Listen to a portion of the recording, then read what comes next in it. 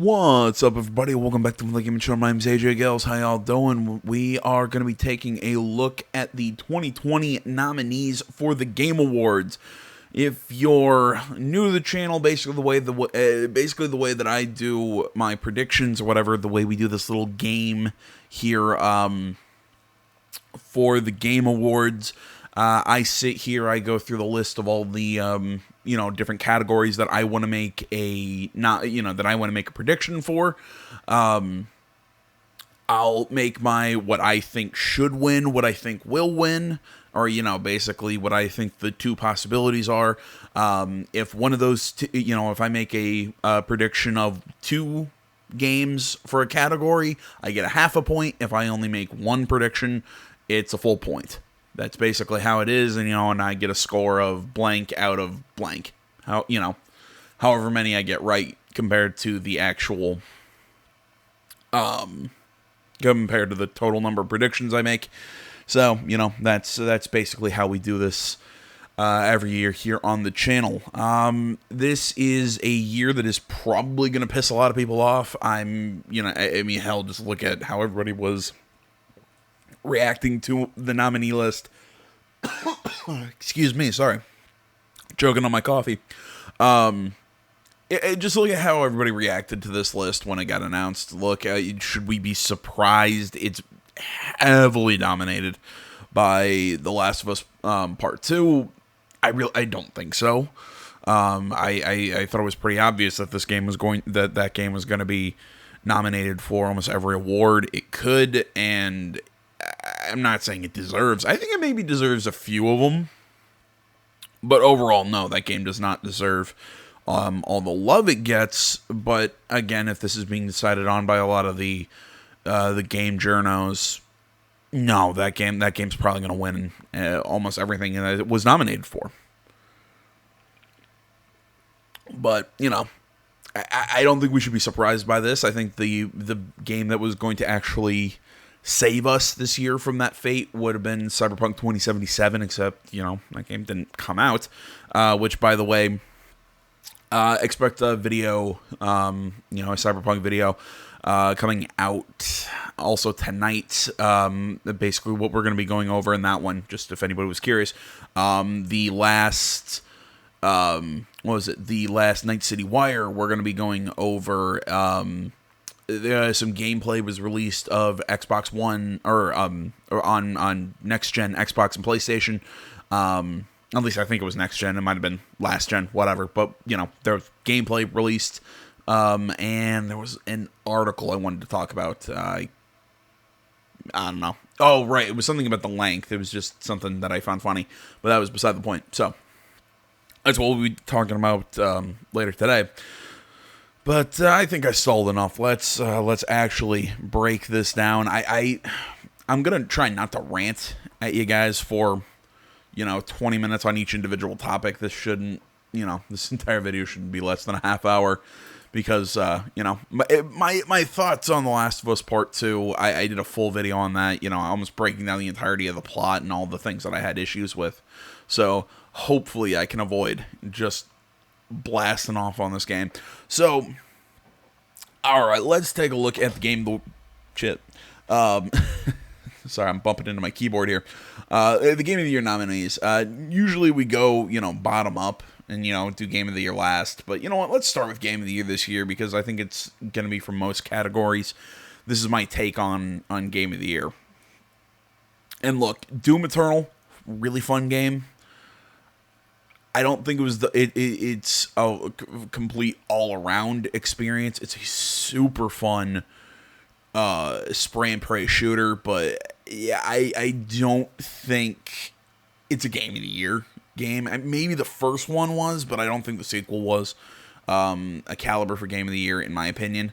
And again, this is always my opinion. If you disagree, feel free to tell me in the comments. But I don't think Doom Eternal this year it should be necessarily a candidate. Final Fantasy VII Remake, similar issue. I don't think the game as a complete experience was up there with some of these other games. Animal Crossing's just never been my thing. Hades, I didn't play, but I've heard some people really like it. It's kind of a hack and slash action roguelike. roguelite, excuse me,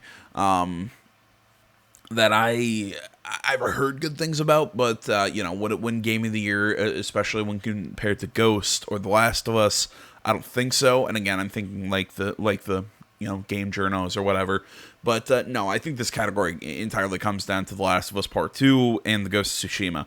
I think the journos are going to pick, and the committee and all that, they're going to pick The Last of Us Part 2. For me, it's Ghost of Tsushima.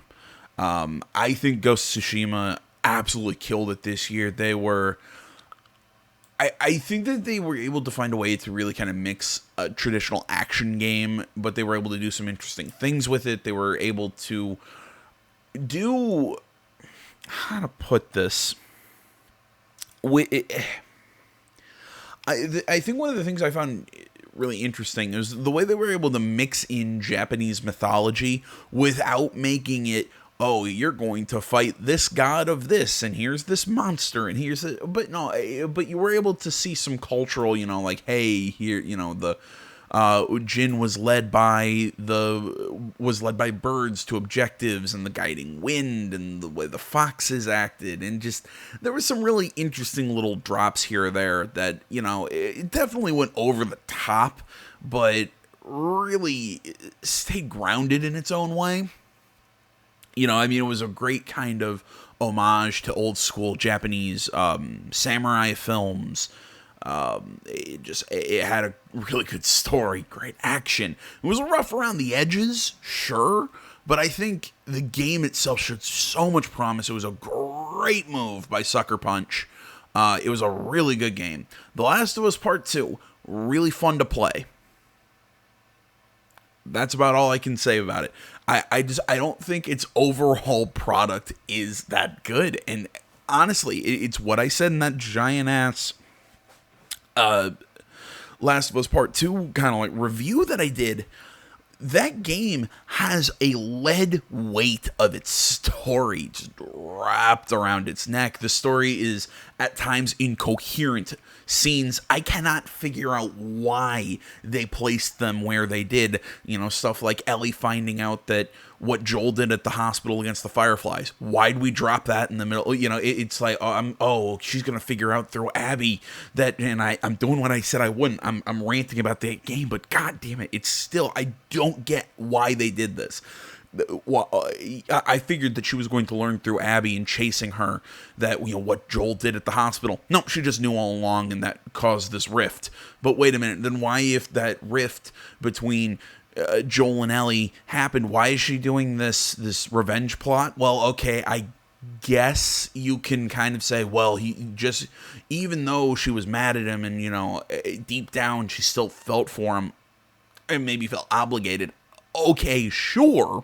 But then at the very end of the game, we find out that the night before he was killed, that they just got, kind of like started to reconcile. Okay, that's cute, but why was that there at the very fucking end of the game? They had incoherent things like Ellie, forgiving Abby at the end of the game, even though it did not build up to that at all. It seemed like to both be a story about the cycle of violence and the bad things that come from focusing on revenge and anger and all this, but at the same time about forgiving those who do you wrong before it goes too far. But Ellie does that, but it does go too far because she loses Dina at the end of the game. That made no sense. Abby and her group of people were just insufferable. People are dying, running through doors. That was one of the funniest fucking things about that game. You had Jesse going out of that door before Abby shoots him in the face. It's just, he gets cut off mid-sentence. You have that buddy of Abby's as they're trying to open that door into that kitchen to flank Tommy, and as they're opening the door, bang, he gets shot in the face. The little girl, she was Lev's sister, Yara, was that her fucking name? They're running away. She comes out of a door, gets shot in the face by Isaac, which, that was a totally unused plot point. That whole, the wolves, all that. I'm like, okay, great. I thought this was going to be some big thing. This religious war between the wolves and the Seraphites. but that's barely used. It's used as a backdrop. It's not even actually explored in any meaningful way. God damn it, no. I mean, that plot is just filled with half-baked ideas, plot points that go nowhere, scenes that are in totally the wrong places for the emotional impact, scenes that I don't even understand why they put them in there. There are scenes that I'm like Abby, or even weird scenes that I still have an issue with, like Ellie and Seth at the very beginning of the game, where we can't show Ellie being the bigger person over some very minor slight of bigotry. And I understand some people are going to say, well, AJ, bigotry isn't something that you can just get over. I'm like, well, fine, but you're living in this community. There's zombies out there. I think there's bigger fucking problems than one old man being a fucking prick. Holy shit. I'm saying, can you tell that the story for The Last of Us Part 2 just... I almost think it was a masterclass of what not to do. Because the biggest issue, look, it's like I said, I mentioned even some minor shit in that little rant there, but there were things in that story that just didn't work. It's like I said, it's a mixture of scenes that are in the wrong order for their emotional impact, compounded on top of conflicting themes and ideas. That's, I think, the biggest issue with it. It just, man, yeah, it's like I said, Ghost of Tsushima is not perfect. It's rough around the edges, but that story weighs down The Last of Us in so many different ways. The game is beautiful. There's good voice acting. I mean, Ashley Johnson, I fucking love her. I simp for Ashley Johnson. I don't give a shit. She is, I think IRL, she's super hot. I love her voice. I love the shit out of Ashley Johnson. Make fun of me all you want. But, I thought she killed it. Troy Baker has always killed it. Look, Laura Bailey got a lot of shit for being Abby because of the character of Abby sucked something awful, but Laura Bailey didn't do a bad job. I mean, really, the cast did fine. It's like I said, it is the fucking story that keeps that game from being anything than what it should be Game of the Year. But its story fucking killed it. There we go. Rant done. Hopefully I won't have to do this again. I didn't want to do that rant, god damn it, but I couldn't help myself. Ghost of Tsushima is my pick. The Last of Us Part 2 will win, despite not being... It shouldn't win, is what I'm saying. Ah, man, that coffee's good. Alright, best game direction. Moving on. Final Fantasy VII Remake, Ghost of Tsushima, Hades, Half-Life Alyx. Am I saying that right? Alyx? I don't know, I didn't play it. I'm gonna be honest, I'm not a big Half-Life guy. I just like when I said, like, I'm not a big Portal guy. I get it. People love these games. It's just not my thing. Like, I've played the Half-Life games. It's just, I guess I played them, I don't want to say I played them wrong. I just played them outside of the time when they were super big. It's just, I've played other games that I think are easier to control, that I enjoy more, but I definitely see the innovations that it did for its time in its genre. I guess that's the best way to put it, but whatever. Last of Us Part 2 is also nominated for this one. This is actually one of those that I think The Last of Us Part 2 could get nominated, maybe should be at least nominated for, because it's like I said, that game on a structural gameplay level was very, very, very good, and they did make some really cool changes from the first game, but at the end of the day, I think The Last of Us Part 2 is it's a Naughty Dog game. Yeah, they made some changes based on what we're used to seeing out of a Naughty Dog game, but it's a Naughty Dog game. Half-Life Alyx, I'm willing to bet, I think it's also a VR title, but I'm willing to bet it's a Half-Life game. Hades, it's a hack and slash kind of really neat art style, but it's a hack and slash roguelite. Final Fantasy VII, it's an action RPG. I think Ghost of Tsushima, yeah, at its core is an action adventure game / with some RPG elements, but I still think they did a lot of very interesting things. It's like I mentioned, I especially visually, i.e. the guiding wind, the birds. I think they did some old ideas in some new ways. I mean, that combat system was fucking fantastic. I'd say Ghost of Tsushima should win this one, but I've got a feeling, again, like Game of the Year, it's going to end up being The Last of Us Part 2. Best narrative. Look, I've already said Last of Us Part 2's narrative, I think, just fucking was just god-awful. But I think it will win this category. I think Final Fantasy VII had pacing issues up the ass. It wasn't a bad narrative. It's just you could very clearly tell that they were... How to put it? It didn't feel like one game. It felt like the start... It felt like the first 2.5 hours of a game elongated into 20. It just...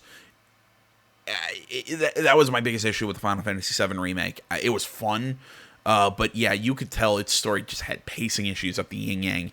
Hades, again, I don't know anything about the narrative, so I can't make a comment on it. 13 Sentinels Aegis Rim. I have not seen the full story for it, but I've seen a couple hours of an LP for it. Really interesting story. It's got to do with time travel and all that stuff, and giant mech warriors and everything. It's got such a pretty art style to it. I don't get why that game didn't get at least I don't think it got a nomination for art style. I think this might be the only category Aegis Rim is nominated for, and I think that's kind of a travesty. I think it at least deserves an art nomination. But no, again, like the last three categories, out of this one, I gotta go. Out of these picks, I gotta say Ghost of Tsushima is my favorite. Is my favorite narrative, but again, I think The Last of Us Part 2, given the way the people who are going to be giving the the voting committee or whatever, yeah, it's going to be The Last of Us again. Let's be honest. Okay, art direction. The Last of Us was goddamn beautiful in almost every way, shape, or form. I got to be honest to them, it is a technical marvel. Ghost of Tsushima, as pretty as that game was. It was, I use this term a lot when I talk about this game. It was rough around the edges, so I can't say it can win art direction. Hades has a very unique style. I love its art style. Similar thing with Ori, but again, it's the same thing as the original Ori. And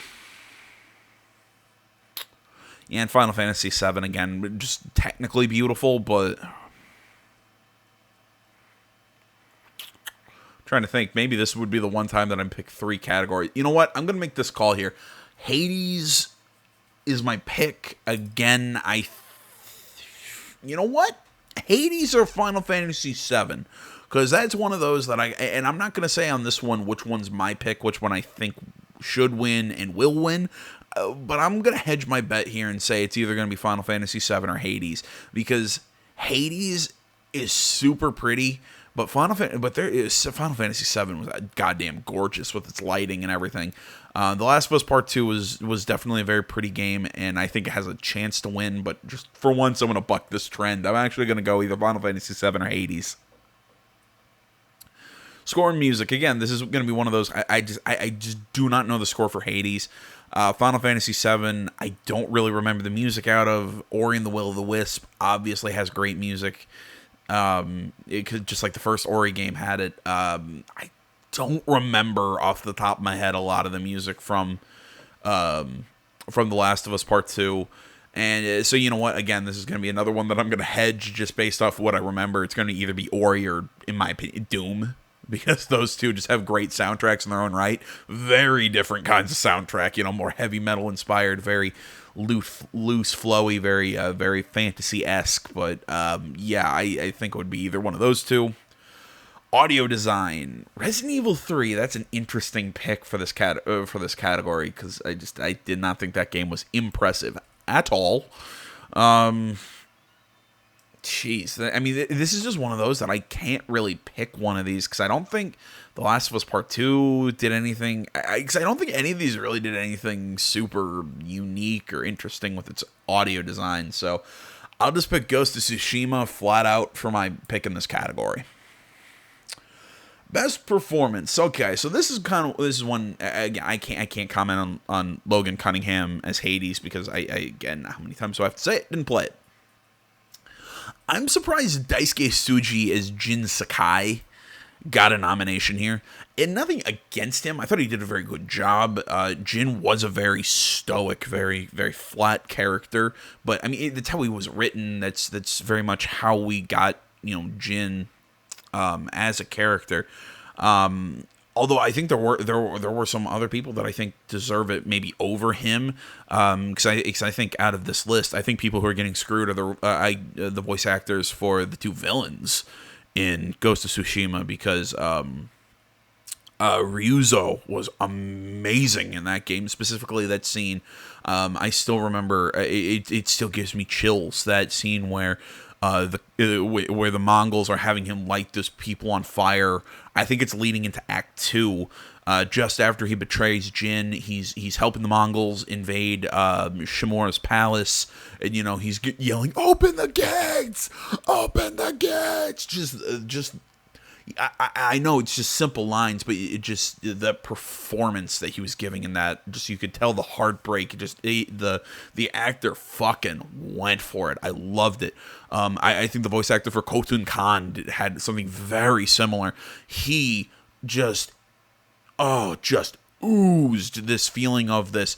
He at times he came across as this very cerebral, very, very, very cold, calculating villain, but at the same time, just this, at a hair's trigger, would just go off and just obliterate you. He was just so intimidating. He did such a good job with that performance.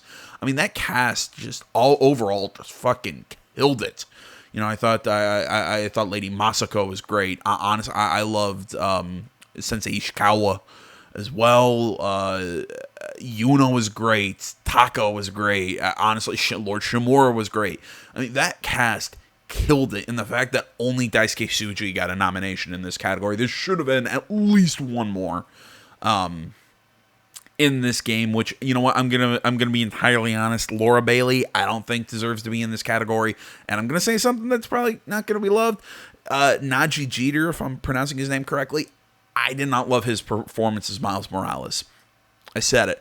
And nothing against him. His performance is fine. He comes across very nasally and nerdy, like he's trying to do that a little too much, in my opinion. Not saying his performance is bad. It's a personal thing. It's just, yeah, I don't love him. And Laura Bailey, a similar thing. Not saying that I think she did a bad job as Abby, just like Naji. I don't think he did a bad job as Miles Morales. It's just, I just wouldn't pick them as nominees for this category. Like I said, Logan Cunningham, I can't make a comment on because I didn't play the game. And honestly, I said it earlier, I fucking love Ashley Johnson. I simp for Ashley Johnson. You know what? Put her up for best performance every year, even years that she doesn't play character in the game. But no, this is one that I would say either Ashley Johnson or Daisuke. Those are my picks. But like I said, I would like to petition that there should have been at least one other nomination from Ghost of Tsushima, because that game had a very talented voice cast. Not a lot of big names, but goddamn, that game had some talented voice work done. That, in my opinion. Games for Impact. This is always a category that I only have played one game out of, in which I really liked the game. I haven't played a whole hell of a lot of it, but I really did like Tell Me Why, so I'm gonna pick my yearly Don't Nod pick for Games for Impact.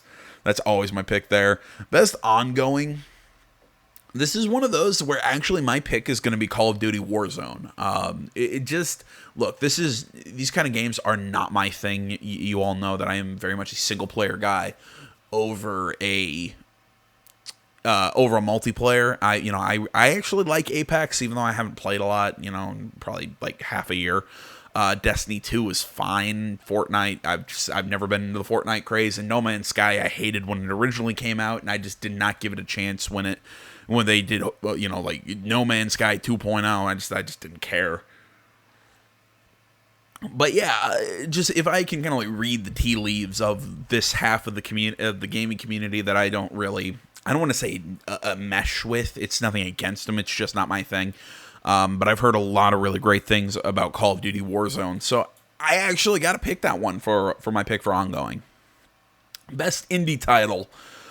I get that Hades is the Game of the Year nominee, but actually, I think this one should go to Fall Guys.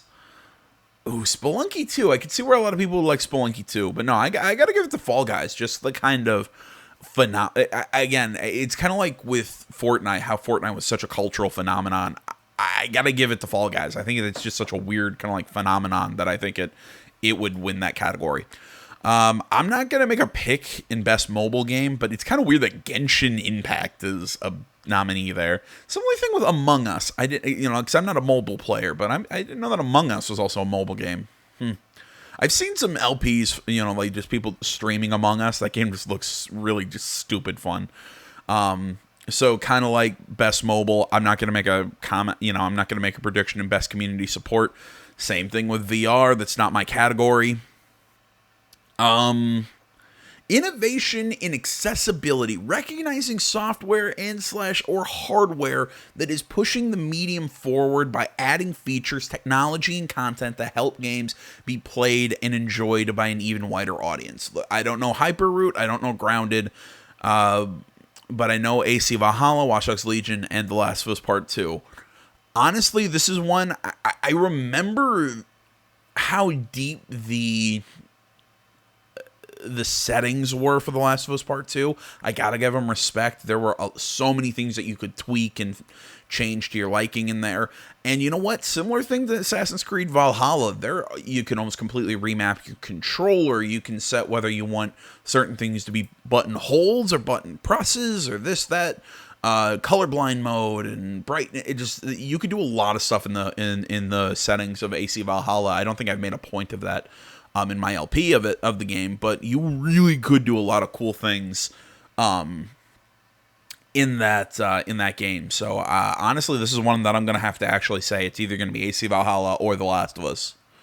Best action game, Doom Eternal is gonna be my pick here, but I think Hades is, this is one of those that I'll kind of make a dual prediction. Doom Eternal would be my pick, but I think Hades, again, just kind of reading the tea leaves of it being a nominee, I think it's got a really good shot.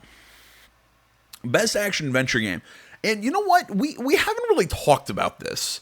And I totally forgot that this game should have been that would have been in this game awards. Because it came out shortly after last year's. Kind of in the position that Cyberpunk 2077 was. What the hell? Why is Star Wars Jedi Fallen Order not getting a nomination for Game of the Year? Like, I thought that one actually deserved it. Maybe wasn't one of my favorites, but goddamn, that game was solid. It was good. It was actually a Souls-like that I actually enjoyed. The combat was fun, all that. I thought the performances, maybe somebody deserved, because there were some good performances in there too. Overall, I think that game was better than just one nomination for something. I'm just throwing that one out there. Even though I would say in this one, it's going to come down to, say it with me, folks, Ghost of Tsushima or The Last of Us Part 2, and I think Ghost of Tsushima should win. The Last of Us Part 2 will win. Although, no, yeah, I think it should be Ghost, but Last of Us Part 2, in terms of pure gameplay, I said this right after I finished The Last of Us Part 2 and I hated its story. I started playing it again on harder difficulties because I loved the gameplay. That game was so fun to play. It was so smooth. I love Naughty Dog games. I know it's one of those that, I always hear, oh, but its gameplay it's just such a simplistic Naughty Dog game. I'm like, okay, fine, but I enjoy that gameplay loop. I loved playing it. The game was super fun to play. Story was dog shit, but that's beside the point. But yeah, action adventure, I'd say it's gonna be Ghost of Tsushima, The Last of Us, and I still think Ghost of Tsushima should win it, but it probably won't. Best role-playing game. Holy shit, this is oddly enough a tough category for me because I love Persona 5 Royal. The original Persona 5 was my pick for Game of the year it came out. I want to say that was 2017. I could be wrong on that because I think it lost to Zelda Breath of the Wild. I could be wrong on that. Don't quote me, but I vaguely remember those two being the same year. I loved Persona 5. But yeah, I would love to make this call. This is one of those that it's super hard for me to call. I'm going to say it's either going to be Persona 5 Royal or Yakuza Like a Dragon. because Yakuza Like a Dragon. You know what? Let me go through the other ones just real quick. Again, Final Fantasy VII, fun game but pretty generic. Genshin Impact, not played it. Somebody tell me if they've played it out there. Is it any good? Because I've heard people talk about it. It's just not enough for me to sink some time into it. Wasteland 3, great from what I've played, but it hasn't captured my interest. That's kind of why I've just kind of put it on the shelf. It's fun. I'll get back to it, but I'm stopping in the mood for it. But Persona 5, even though that one's on the shelf not necessarily because I'm not in the mood for it. It's just I like to do longer videos for that series, and I've just been super busy with work right now since we've reopened that I just haven't had time to play that game. And Yakuza Like a Dragon, holy shit, man. That game is surprising me left, right, and goddamn center. You know what? Hell, that's another game that I think should have been nominated for more categories. Because really, even in the English cast, I think there's some good performances in there. It really does a cool job of fusing the sort of Ryu Ga Gotoku craziness and goofiness of its combat system with a turn-based RPG of it mentions Dragon Age multiple times, or Dragon Quest, excuse me. I mean, that was even mentioned like very early on in the game that the main character Ichi would sit in the office of the soapland he grew up in, playing Dragon Quest games, idolizing the heroes, and that's what he wants to be. And in a weird way, he's become a Dragon Quest hero. It's hilarious. One of the characters that I've just recruited for my party, named Nanba, he's this homeless guy that Ichi meets. Nanba plays like a mage. It's absolutely hilarious. He has this one move where he literally, like a beastmaster, summons pigeons to attack enemies by throwing beans on them. It's fucking hilarious. I also unlocked, and these are videos that are just sitting in my backlog right now, that he activates Flame Belch, where he just holds the lighter up and just and breathes on it. Oh my god, that game is hysterical. It's such a cool take on a classic RPG. So I'm going Persona 5 Royal just because Persona 5 was such a tight RPG in the first place, and Royal just expanded upon it just so well. And Yakuza Like a Dragon is just so unique. I cannot recommend those games enough. Final Fantasy VII, like I said, I'm not going to say it was bad. It was just, yeah, I had my issues with it, but it's fine. I do recommend playing it at least. And Wasteland 3, definitely. It's just like I said, I've just not been in the mood for it, I think. And that's been my biggest problem with it. And I can't recommend Genshin, but I can't not recommend it. Fighting game, I have not played a single game in this category, so I'm not making a comment here. Family game, similar issue. Just, I don't have a dog in this fight, although I do like watching people play Fall Guys, because Fall Guys is pretty funny. Sim strategy is, I think, yes, the last one that I'm gonna make a prediction in, because this is the last one that I've played games in. I've actually played most of these, or at least seen gameplay of them. I think the only one that I've not seen is Microsoft Flight Simulator, which I get that people have absolutely loved, and I love weird simulator games. I do not get that one. That's just me. Chimera Squad, good, but I think it's generally just kind of an average game. Gears Tactics. You know what? Originally, originally my pick for this one was going to just flat out be Desperados 3, because I fucking loved that game. The studio Mimimi did a great job with Blades of the Shogun, and Desperados 3, I think, continued what made Blades of the Shogun so good. Did some new things, really made it fit the cowboy aesthetic. I really liked Desperados 3. I had so much fun with that game. I still need to play the DLC. That was free, but I really like Desperados 3. Crusader Kings 3, I'm having a lot of fun watching LPs for it. I can definitely see where people who really like those grand strategy games would love Crusader Kings 3. Maybe I'll give it a try sometime, just in my free time, but yeah, it's just, those games have never really been for me. And Gears Tactics, man, finds a way to mix the XCOM style and still make it feel like a Gears of War game. It really has impressed me. So this is going to be one of those that I got to go Desperados 3 because of how much I love that game overall. And Gears Tactics, it still ekes out enough for me to hedge my bet here, because I think Gears Tactics, like I said, was such a unique game that it's like I said, I can't believe it, they found a way to make it feel Gears of War, but at the same time be a strategy game. It's really wacky how they made that feel. Kind of like Yakuza Like a Dragon. It's a game outside its genre that still feels like its predecessors, even though it's totally different. So I gotta give them credit for that. And that's actually another game that I think maybe should have had more nominations, like in soundtrack at least. I think Gears Tactics had a great soundtrack, similar with Desperados 3, but whatever. I don't make the nominations. So yeah, those are my 2 picks for that one. It's either Desperados or Gears. Right there's your nomination for sports racing. It's honestly, I don't have a dog in that fight. Best multiplayer, I'd have to say Among Us is the most fun for me to watch, or that or Fall Guys, but yeah, again, I don't have a call here. Content Creator of the Year,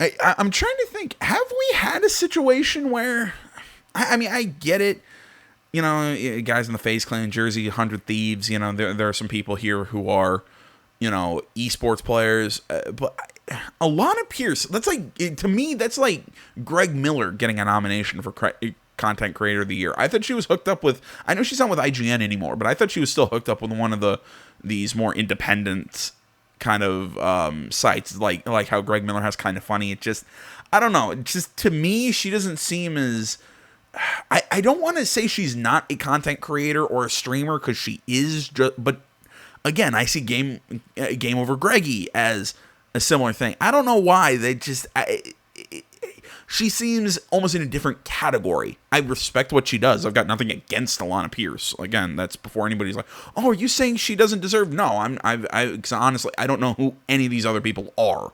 So, I like Alana Pierce. But for some reason, to me, she just doesn't.